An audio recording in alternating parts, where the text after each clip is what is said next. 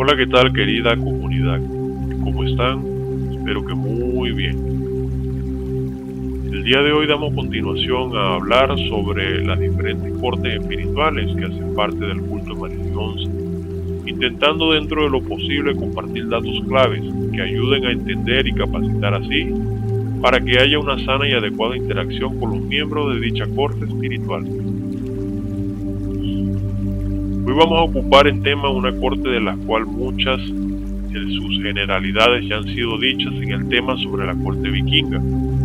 y que tal como también se dijo ahí, también son comunes a una todavía más joven corte bárbara. No por ello decimos que es una corte espiritual de bajo perfil o de menor importancia, nada más alejado de ello. Solo que en el orden de temas se habló primero de la corte vikinga, en donde se agotaron las generalidades que pudieran extender la duración del tema. Y para no inducir el tedio, repitiendo lo mismo, pido un poco de comprensión,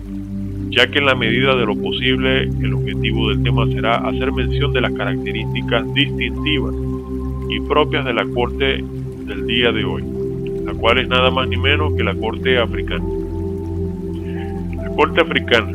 al igual que la corte vikinga, es una corte joven dentro del culto a María 11, teniendo su génesis histórico durante los hechos históricos sucedidos en los años 60 y 70,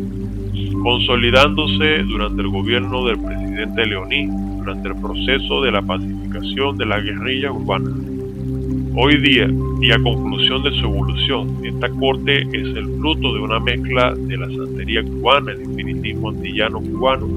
y parte de la agenda histórica esclavista y del cimarronaje que tuvo lugar en Venezuela, donde como parte de la veneración de los africanos y sus propias deidades, está presidida por las 7 potencias africanas, las cuales están comprendidas por Obatalá, Yemayá, Ochun, Changó, Ogún, Eleguá y Orunmila, siendo este último variable, pudiendo establecer a otro orichá del panteón Yoruba, y que pese a tener los elementos de la herencia africana y cubana, en dicha corte el centro de la manifestación no son los orichás ni tampoco los civiles de piel negra que conforman la corte negra, tampoco espíritus africanos provenientes del continente, sino que el centro de la manifestación son un conjunto de espíritus que se identifican históricamente con los dramas esclavistas y el proceso de cimarronaje histórico de Venezuela. Es una corte de matices luminosos mixtos, en donde se reúne la supremacía evolutiva de los avatares orichás, pero también la desgracia fatalista del odio, la violencia y la venganza del negro africano que se rebeló y enfrentó a sus captores hasta perder la vida. En similitud con la corte vikinga, hablamos de espíritus de manifestación corpórea similar, con predilección a la manipulación del plasma sanguíneo como fuente de poder magnético, y que adicional a las funciones a la par de la corte india, corte vikinga,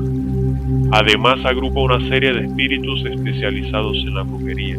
hallando así entre ellos espíritus africanos, guerreros, rebeldes y además brujos que explotan su conocimiento en pro de asistir en específico el deshacer brujería de naturaleza muy pesada. La forma de veneración es muy diversa,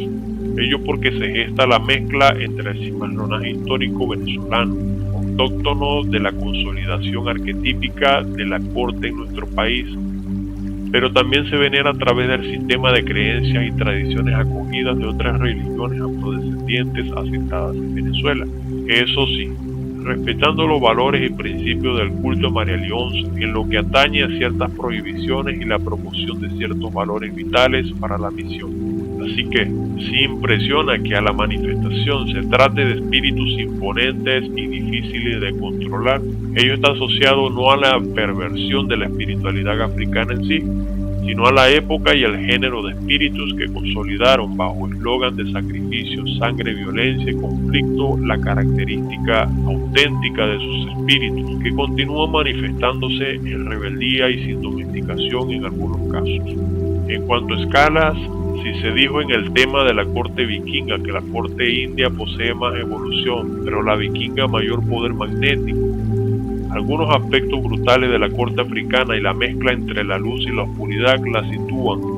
según el ángulo en que se le evalúe, como de menor evolución de sus espíritus que la corte vikinga, pero de mayor poder magnético, atribuido a las características brutales que exhiben muchos de sus espíritus.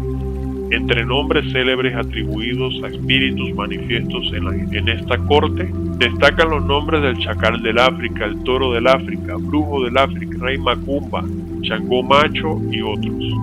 Las protecciones hechas con esta corte se hacen en conjuración a las 7 potencias africanas.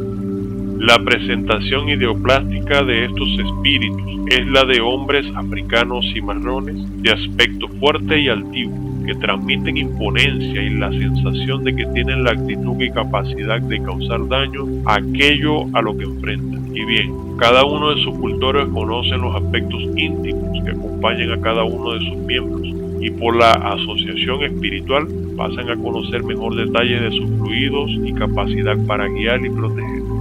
Es una corte que, al igual que la corte vikinga, necesita entenderse antes que juzgarse. Ello para comprender que son las características de arquetipo las que justifican aquellos aspectos visibles de su manifestación que pueden llegar a impresionar e intimidar.